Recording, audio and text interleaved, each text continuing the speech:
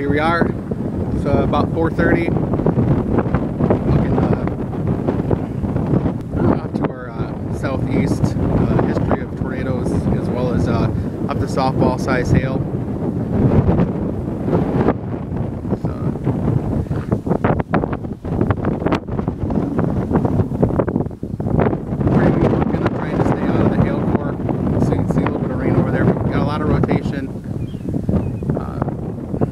Right there in the center of your screen.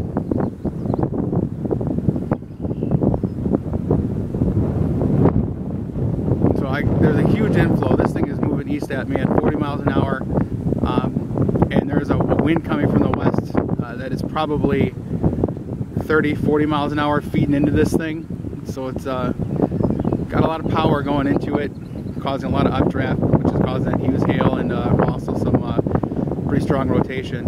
So we'll try to stay on it as long as we